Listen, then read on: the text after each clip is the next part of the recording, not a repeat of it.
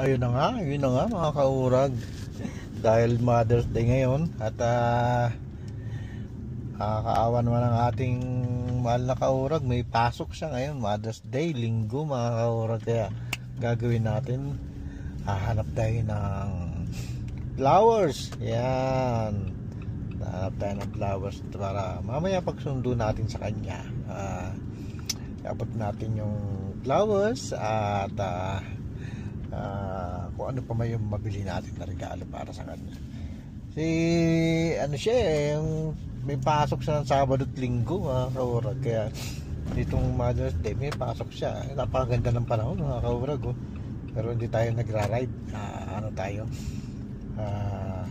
Pahiyang muna tayo talaga. Maganda, oh.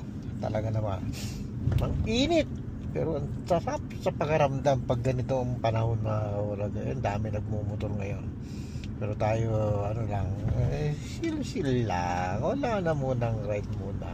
Pag talagang ride season na talaga yon, bira tayo. Nga pala, may balak nga pala tayo mamaya, dadalhin natin sa car wash yung ating motor. Lilinisin natin kasi hindi pa siya natin nalilinis eh. Kakarwas natin sa mamaya. Pero ngayon, hanap muna tayo ng flowers para kay mahal na kaurag. At mabilan naman natin kahit flowers man lang o kung anong mabili natin dyan na regalo sa kanya ngayong Mother's Day. Kaya samahan niyo lang ako mga kaurag. Dito lang tayo pupunta sa Swimming Pool. Maganda raw dito mga bulaklak. Kanina pumunta ako ng Costco. Ang problema, ang daming tao. Kung flowers lang ang bibilin mo, ang daming tao, pila. Kung maganda sana yung mga bulaklak dun sa Costco eh. So sobrang dami talaga po. Ang hirap gano kung flowers lang ang iyong bibilin. Tapos ang haba ng pila. Kasi nag-pick up din ako ng gamot kanina. Bala ko rin nga sana bibili rin na rin ako ng bulaklak doon. Sobra, grabe tao kanina sa Costco. Ang daming pera ng mga tao kasi punong-puno yung kanilang mga cart. Nakakatuwa yun. Kaya ngayon, samahan nyo ako mga kaurag. Hanap tayo ng flowers para kay Mrs. Kaurag para medyo masaya naman ng kanyang Mother's Day. Iisip nga rin pala yung mga anak ko kanina. Tinawagan ko yung aking panganay na yun, maghanap kami ng regalo para kay mama niya. Meron na rin pala siya naisip flowers niya kaso busy pa siya. Ayun, ako na lang bibili. Tanong ako kasi nga maraming minsan ayaw na rin ng flowers nun eh. Hindi ko alam kung anong swimming pool nakalampas tayo mga kaura. Kakadaldal natin, ikot na lang tayo. May ikutan naman dito eh. Ayun, samahan nyo lang ako mga kaurag. Ito, mukhang matanda na itong rapport na to. Nakikitang-kitan sa kanyang cover na punit na. Marupok na yung kanyang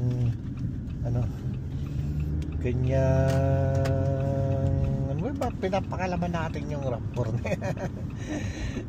Maganda kasi talaga yung mga ganong sakyan eh. Ayun, ikot tayo dito. Yan, dito tayo kamali tayo ng liko kanina eh. Ikot tayo dito mga kaurag para makapunta tayo sa swimming pool. Yan, pang init, maganda ng panahon.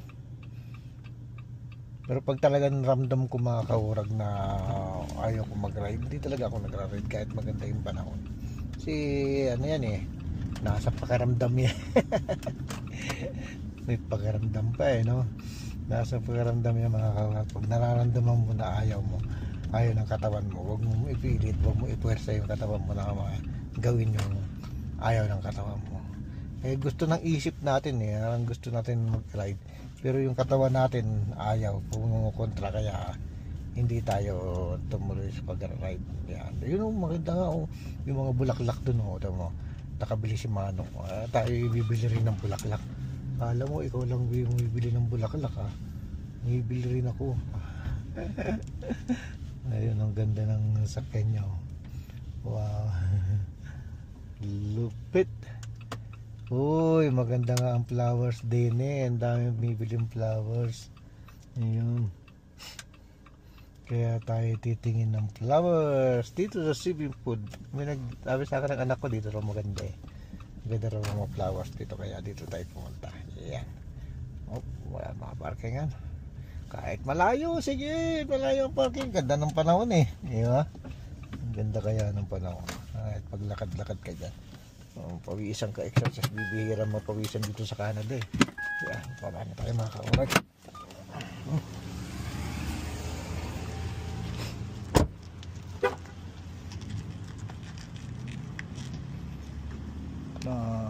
Tinilip lang natin kung napatay natin, kasi minsan hindi natin napapatay yan.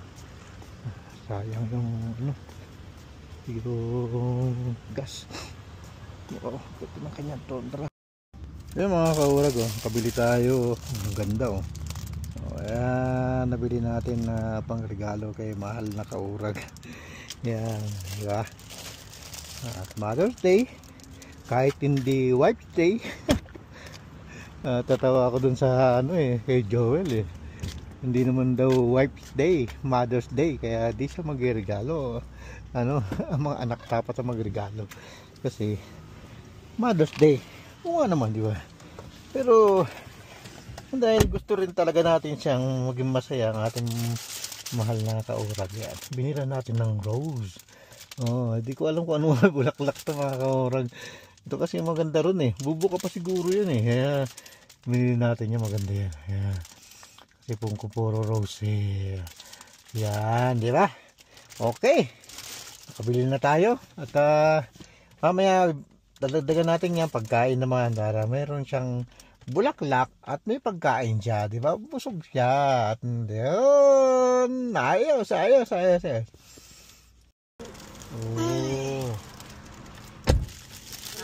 Dressing. Yeah. Happy Mother's Day. Thank you. Gan muna. Hawakan mo yun. Kaya meron pang Masisira kasi yung bulak. may sushi ka pa. Sushi. Tamago. Makakainin ko talaga. Ano yan? Iyon oh. Bigyan mo kay Bibi. Isang araw ka pa nagtatamago. Yan. Dito mo pa kayo nilagay sa... Ano dress mo? Crazy kami. Cesar at saka... Cesar at saka yung... Oh, ito pa ma. Ayan, pang exercise sa kamay. Pang ganun mo sa kamay. May tao sa may sasakyan sa likod ha? May ano? Nagkakong yung sasakyan sa likod, di makita? Ay, tumigil na siya eh.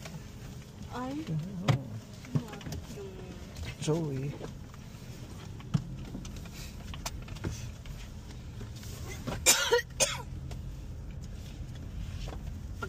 Pagdating ko kanina, sabi ko, you may start.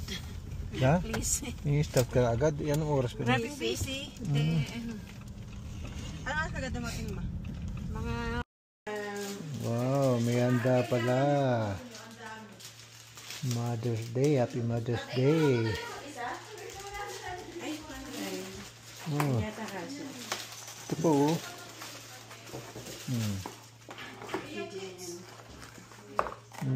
Yehey! Ano yung isa yun? Ang cute naman nun.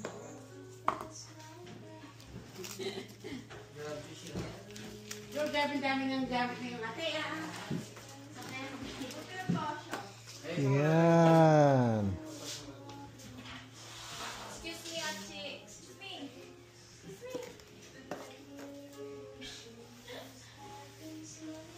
Happy Mother's Day.